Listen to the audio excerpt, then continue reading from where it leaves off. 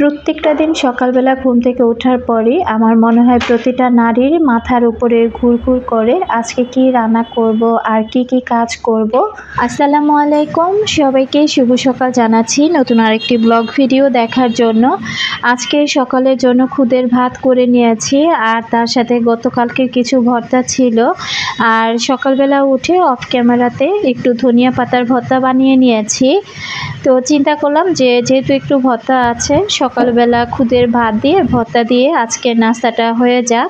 তো এখানে জুয়ার আমি এই তো সকালে নাস্তা করে নিচ্ছি।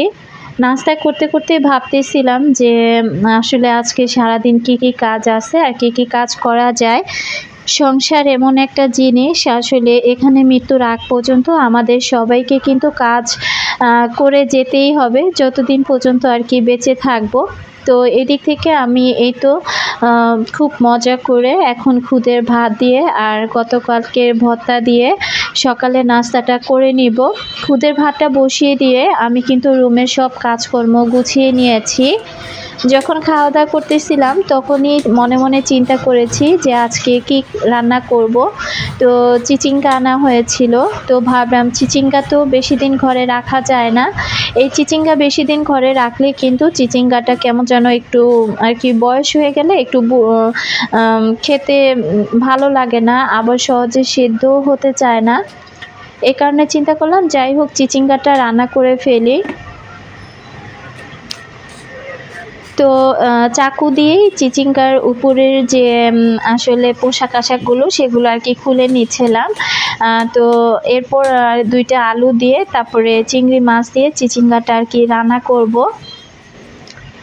আমার সকল প্রিয় আপু ভাইয়া আঙ্কেল আন্টিদেরকে রিকোয়েস্ট করব, যারা ভিডিওটি ক্লিক করেছেন এখনও পর্যন্ত লাইক দেননি, প্লিজ একটি লাইক দিয়ে ভিডিওটি কন্টিনিউ করবেন। আর যদি বেশি ভালো লেগে যায় চাইলে চ্যানেলটি সাবস্ক্রাইব করে আমার পাশে থেকে যেতে পারেন।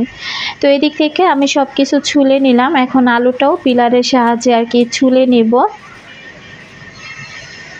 গত ভিডিওতে আমি জবার আব্বুর কথা আপনাদের সবার সাথে শেয়ার করেছিলাম, সেখানে আমার সকল ভালোবাসার আপুরা জবার আব্বুর জন্য কিন্তু মন থেকে অনেক অনেক দোয়া করেছেন, দোয়া রেখেছেন। আপনাদের সবাইকে অসংখ্য ধন্যবাদ। তো এদিক থেকে আজকে কিন্তু শনিবার, তো আজকে কথা ছিল যে জবার আব্বুকে নিয়ে বাইরে যাব আর কি, ডক্টরের কাছে যাব।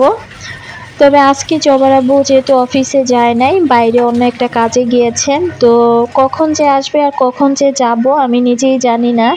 তো সকাল থেকে ভেবেছিলাম যে যাই হোক রান্না বান্না শেষ করে এরপর না হয় দুইজন আর কি বিকেল দিকে বের হব।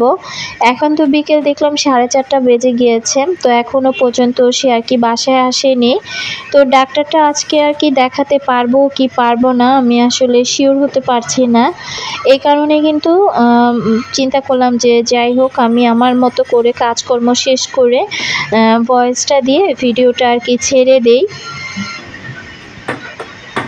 আসলে ভয়েস দিতে বসে না কোথাও শান্তি পাচ্ছি না। সামনের রুমে বসে যখন ভয়েস দিই তখন তো প্রচুর গাড়ির শব্দ, আর ভিতরের রুমে বসে ভয়েসটা দিতে গেলে তখন তো দেখা যায় সোমিল যেহেতু পাশে একটা আছে সেখানে কিন্তু কাট কাটা হচ্ছে, হয়তো বা সেখানকার অনেক শব্দ আপনারা শুনতে পারবেন। তো আশা রাখছি আমার প্রিয় আপুরা এই জিনিসটি সবাই ক্ষমা সুন্দর দৃষ্টিতে দেখবেন। তো আমি কিন্তু আজকে চিন্তা করেছি যে একটা তরকারি রান্না করব। আসলে মন মানসিকতা ভালো নাই, আমার কোনো কিছু ভালো লাগতেছিল না। তো রান্না বান্না কি আর করব, তারপরও খাওয়া দাওয়া যেহেতু করতে হবে। তো মোটামুটি বলেন যে শরীরের জোরে মনের জোর নাই বলতে পারেন, শরীরের জোর দিয়ে কিন্তু সংসারের কাজগুলো করে নিচ্ছি।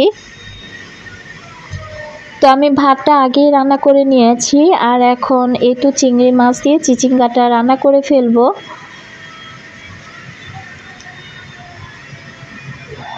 সকাল থেকে বারান্দার গাছগুলোর মধ্যে পানি দেওয়া হয় নাই, আসলে গাছগুলোর কাছে যে যাব আমি যেতেও পারতেছি না।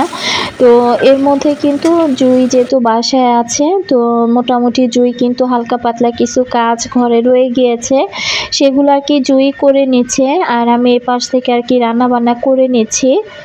আজকে সব ধরনের মশলা আমি একসাথে পানির সাথে আর কি গুলিয়ে নিয়েছি। এখন শুধু মশলাটা আমি ভালোভাবে কষিয়ে তারপর আর কি চিংড়ি মাছটা কষিয়ে নিব।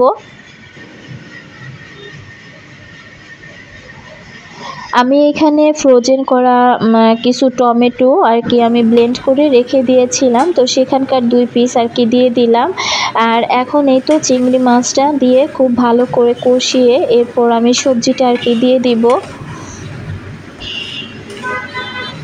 আজকে ভিডিও করতে বসে আসলে আমি কি বলবো বা কথা বলবো কোনো কিছুই ভালো লাগতেছিল না। তো এর মধ্যে কিন্তু আমার অনেক ক্ষুধা পেয়ে গিয়েছিল। তো জুই আমাকে কি করলো, একটু ছাতু আর কি বানিয়ে দিল। তো এক পাশ থেকে রান্না করছি, আরেক পাশ থেকে দাঁড়িয়ে দাঁড়িয়ে এই তো আমি ছাতুটা খেয়ে নিচ্ছি। আসলে খুব টেনশন হচ্ছিল যে জবার আব্বু কিন্তু গতকাল রাতের বেলাও বারবার বলতেছিল যে তার পেটটা খুব ব্যথা করে। তো আজকে আসলে এমন একটা ইমার্জেন্সি কাজে সে বের হয়েছে, আমি চাইলেও তাকে আটকাতে পারি নাই। তো যদি বাসায় থাকতো সবচেয়ে বেশি ভালো হতো। তো মোটামুটি সামনের কিছুদিন ও আর কি একটু ব্যস্ততার মধ্যেই দিনগুলো কাটাবে। তো আমি যে কবে নিয়ে ওকে হসপিটালে যাব, যতদিন পর্যন্ত হসপিটালে না যাব আর ঠিকঠাক মতো ডক্টর না দেখাতে পারবো ততদিন পর্যন্ত কিন্তু মাথা থেকে টেনশনটা যাবে না। সকালবেলা মাও ফোন দিয়েছিল, মাও জিজ্ঞাসা করতেছিল যে হাসপাতালে গিয়েছি কিনা। তো হাসপাতালে তো যেতে পারি নাই, সেটাই আর কি মাকে বলেছি। তো জবার আব্বুর কিন্তু ওই অবস্থাতে আমার মা এসেছিল। তো মা একেবারে রান্না বান্না করে, যেহেতু সারাদিন হাসপাতালে ছিলাম, তো দেখা যায় মা অনেক কিছু রান্না করে নিয়ে আসছিল, পোলাও, মুরগির মাংস, সেই সাথে ছোট মাছ, ভাত, ভর্তা, এগুলো আর কি মা রান্না করে নিয়ে আসছিল। ওইগুলো আর কি হসপিটাল থেকে যেদিন রাতের বেলা বাসায় চলে আসি সেদিন আর কি রাতের বেলা রান্না করার দরকার হয় নাই। ওগুলো দিয়ে মোটামুটি আমাদের সবার খাওয়া দাওয়া হয়ে গিয়েছে। আর মা একদিন কিন্তু আমার বাসায় ছিল, তারপর আর কি মা শুক্রবার দিন বেলা 11টার দিক আর কি চলে যায়। আমি গত ভিডিওতে কিন্তু আমার মায়ের কথা আপনাদের সাথে শেয়ারই করিনি। তো যাই হোক, যতটুকু ভিডিও হালকা পাতলা করেছিলাম সেটা হয়তো আরও পরে সেই ভিডিওটা আপনারা দেখতে পারবেন। তো আমি কিন্তু এই দিক থেকে এই যে রান্না করতে করতে বারান্দার আর কিচেনের কিছু কাজ আছে এগুলো এখন করে ফেলবো। বললাম না বারান্দা গাছে পানি দেওয়া হয় নাই, তো বারান্দা গাছে এখন চলে আসছি পানি দেওয়ার জন্য। প্রত্যেকটা টবের মাটি একেবারে শুকিয়ে গিয়েছে, এক একটা টবে 1 লিটার করে পানি আর কি দিতে হচ্ছে। আমার বারান্দার গাছগুলো সবাই কিন্তু খুব পছন্দ করেন। গতকালকে দেখলাম বাংলাদেশি ব্লগার মমরিয়া আপু আমার গাছগুলোর কথা আর কি বলতেছিল। আর এইদিকে আমি গাছে পানি দিতে এসে দেখতে পেলাম, দেখেন এই টবের মাটিগুলো একেবারে শুকনা ঝুরঝুরে ছিল। আমি কিছু গোবর সার মিক্স করে আর কি এই টবের মাটিটা রেডি করে রেখেছি। তো এর মধ্যে দেখলাম যে ছোট ছোট আকারে কিছু পাখি আসে বারান্দার মধ্যে, এসে এই মাটিগুলোকে একদম খামচি মেরে আর কি খুঁচিয়ে খুঁচিয়ে এই মাটিগুলো এই কাঠটার উপর ফেলে রেখেছে। তো এখন তো এটা দেখে আমার মাথা নষ্ট, কারণ অতিরিক্ত জোরে যখন বাতাস ছাড়বে আর একদম এই বারান্দা বরাবরই যেহেতু আমার জানালাটা, আর তারপরে তো খাট বিছানো, তো বাতাস আসলে কি হবে, এই মাটিগুলো একদম ধুলো আকারে উড়ে ঘরের জানালা ভেদ করে খাটে গিয়ে পড়বে। তখন কিন্তু একটা কাজের জায়গায় আরও 2টা কাজ বেড়ে যাবে। তো এই কারণে কিন্তু আমি বারান্দাটা একটু ভালো করে আর কি এই কাঠটা পরিষ্কার করে দিচ্ছি। বারান্দাটা যেহেতু মোছা হয়েছে, এখন যদি এখানে পানি ঢেলে দেই পুরো বারান্দাটা কিন্তু একদম কাদা কাদা হয়ে যাবে। এই কারণেই কিন্তু আমি আর পানি না ঢেলে একটু আর কি ফু দিয়ে দিয়ে তারপরে আর কি মাটির বালুগুলো আর কি সরিয়ে নিলাম, আর টবটা আবার জায়গা মতো রেখে দিয়ে পানি দিয়ে দিলাম। এখন যদি পাখি এসে মাটিগুলো নাড়াচাড়া করে আর কিন্তু মাটিগুলো উপড়ে ফেলতে পারবে না। আর আমি এই যে কাঁচামরিচের দানা ফেলেছিলাম সেখান থেকে গুঁড়ি গুঁড়ি কয়েকটা আর কি বীজ হয়েছে, তো সেটাই আর কি দেখতেছিলাম। আর এখন এই যে এদিক থেকে আমি যে মরিচগুলো ছিল তো সেই মরিচগুলো আমি তুলে নিব। ওই দিন গাছে গোবর সার দেওয়ার পর না জুই কী করেছিল, মাটিগুলো আর কি খুঁচিয়ে দিয়েছিল। তো এরপর থেকে দেখতে পেলাম যে এই গাছটা কেমন যেন একটু মরো ভাব। আল্লাহই জানে শিকড়ে কোনো আঘাত লেগেছে কি না। তো শিকড়ে আঘাত লাগলে সে গাছটা কিন্তু একটু দুর্বল হয়ে পড়ে। আর এই যে দেখেন গোবর সার দেওয়ার পর এখানে নতুন নতুন পাতা ছেড়েছে। মোটামুটি অনেকগুলো গাছ কিন্তু মাশাআল্লাহ একেবারে সতেজ হয়ে উঠেছে। তো দেখতে বেশ ভালোই লাগছিল। আর টবের মধ্যে কিছু পাতা পড়েছিল, সেগুলো আবার আমি তুলে ফেলে দিলাম। আর এই যে এই কয়টা কাঁচামরিচ হয়েছে, কাঁচামরিচগুলো কিন্তু প্রচুর পরিমাণে ঝাল। তো আমি এনে রেখে দিলাম, জবার আব্বু যদি ভাতের সাথে খায় তাহলে আর কি খাবে। রান্না করতে এসে দেখলাম যে জিরার গুঁড়া ফুরিয়ে গিয়েছে, কারণ তরকারির মধ্যে তো একটু জিরার গুঁড়া দিতেই হবে। আর যদি ধনিয়া পাতা থাকতো তাহলে একটু হয়তো ধনিয়া পাতা দিয়ে দিতাম, যেহেতু এখন ধনিয়া পাতাও নাই, আবার জিরার গুঁড়াটা ফুরিয়ে গিয়েছে। এই কারণে কিন্তু এখন আবার একটু জিরা টেলে নিচ্ছি। রান্না করতে আসলে রান্নার সময় যদি সব কিছু আসলে রেডি করা থাকে তাহলে কিন্তু রান্নাটা ঝটপট হয়ে যায়। এই জিরাটা এখন টালতে গিয়ে আমার কিন্তু অনেকটা সময় লেগে গেল। তো কি আর করা, খাবারের স্বাদ পেতে হলে সেখানে যদি পুরো পাঁচটা কিছু রান্না করার সময় সবজিতে ব্যবহার করা না হয় তাহলে কিন্তু সেই জিনিসটা আবার খেতেও ভালো লাগে না। তো এই তো আমি এদিক থেকে এখন তরকারিটা আবার বসিয়ে দিলাম। আর ব্লেন্ডারে এখন আমি জিরাগুলো ব্লেন্ড করে নিব। জিরাটা আমি একটু ঠান্ডা করে নিয়েছি, এরপরে এখন ব্লেন্ডারে দিয়ে তারপর আমি আর কি ব্লেন্ড করে নিচ্ছি। মনটা ভালো নাই, আবার কাজ করতেও ইচ্ছে করছে না, কিন্তু বাচ্চা কাচ্চার জন্য আর নিজেদের জন্য রান্না কিন্তু করতেই হবে। আসলে বেঁচে থাকতে হলে খেতে হবে, আর খাওয়ার জন্য মোটামুটি রান্না বান্না বিহীন তো একেবারেই অচল। তো রান্নাও করতে হবে, খেতেও হবে, আবার সব কিছু ঠিকঠাকও রাখতে হবে। তো আমি কিন্তু খুব সুন্দর করে ব্লেন্ডার মেশিনে ব্লেন্ড করে নিলাম। সত্যি কথা বলতে মেয়েরা হচ্ছে ঘরের লক্ষ্মী, আর আমার সংসারে দুইটা মেয়ে আছে বলেই কিন্তু মোটামুটি আমি অনেকটা স্বস্তিতে আছি। মন মানসিকতা ভালো নাই, এটা মেয়েরাও জানে। তারপরও এই যে সংসারের কাজগুলো কিন্তু আমি ধাপে ধাপে করে নিচ্ছি। তার সাথে কিন্তু ওরাও আমাকে অফ ক্যামেরাতে অনেক কাজে হেল্প করছে। তো এই কারণে কিন্তু মোটামুটি অনেকটা স্বস্তিতে আছি। তো এখানে আমি একটু জিরার গুঁড়া তরকারির মধ্যে দিয়ে দিলাম, আর বাকিগুলো আমি জারে তুলে রেখে দিব। আমি সবসময় কী করি, যখন যে জারটা ফাঁকা হয়, যখন যে জিনিসটা যেটাতে আর কি রাখি ওই জিনিসটা শেষ হবার সাথে সাথে আমি চেষ্টা করি ওই জারটা খুব সুন্দর করে ক্লিন করার জন্য। কারণ আমি জানি যে পরবর্তী সময়ে আবার ওই জিনিসটা আনলে আমার যেন ধোয়াধুয়ি না করতে হয়, আমি যেন খুব সুন্দর করে সেই জারটার মধ্যে রিফিল করে নিতে পারি। জিরাটা কিন্তু খুব সুন্দর ব্লেন্ড হয়েছে, একদম মিহি হয়ে গিয়েছে। আর বেশি পরিমাণে আমি কখনো জিরার গুঁড়া করি না, কারণ বেশি পরিমাণে জিরার গুঁড়া করলে দেখা যায় কি ওটা যেহেতু এতগুলো জিরা প্রতিদিন আমার লাগে না, অল্প অল্পই লাগে। আর বেশি করে করলে দেখা যায় যে জিরার যে স্মেলটা আছে সেটা কিন্তু একদম আর কি আর থাকে না। আর প্রতিদিনের যদি প্রতিদিন করা যায় গুঁড়োটা, তাহলে সেটা কিন্তু আরও ভালো, সেটা তরকারিতে দিয়ে খেতেও কিন্তু ভালো লাগে, আর খুব সুন্দর একটা ঘ্রাণও আসে। তো আদা রসুন বাটা বলেন বা জিরার গুঁড়া বলেন, এগুলো যদি প্রতিদিন আগেরকার দিনের মা খালাদের মতো বা নানিদের মতো যদি বেটে ব্যবহার করা যেত তাহলে মনে হয় তরকারিগুলো আরও স্বাদ দ্বিগুণ থেকে দ্বিগুণ হয়ে যেত। এখন তো আধুনিকতার ছোঁয়া পেয়ে আমরা যে কত কাজ খুব শর্টকাটভাবে করে নিই, একদিন একটা জিনিস করে সেটাকে আমরা মাস জুড়ে খাই।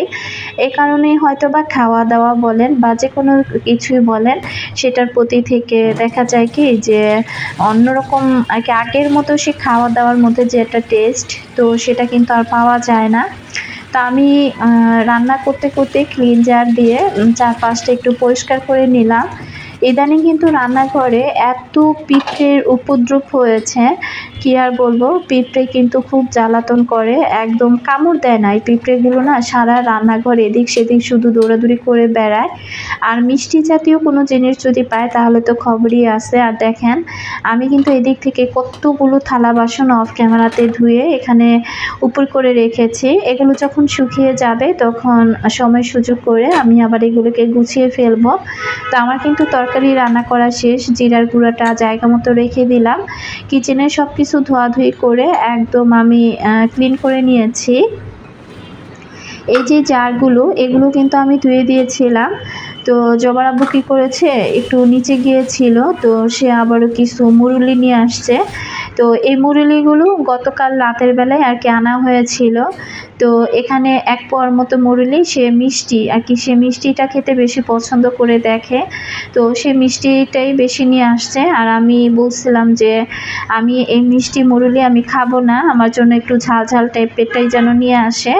তো ঝালটা তো আর পায় নাই, তো আরেকটা যেটা আছে যেটা আর কি মিষ্টি না, মিষ্টি ছাড়া, তো সেই মুরুলিটা আবার হাফ কেজি নিয়ে আসছে।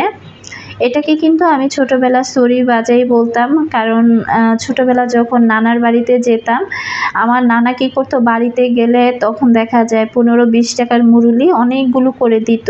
তো ঠোঙা ভরে নানা বাজার করতে গেলে না এই মুরুলিটা এনে আমাদের সবাইকে দিত।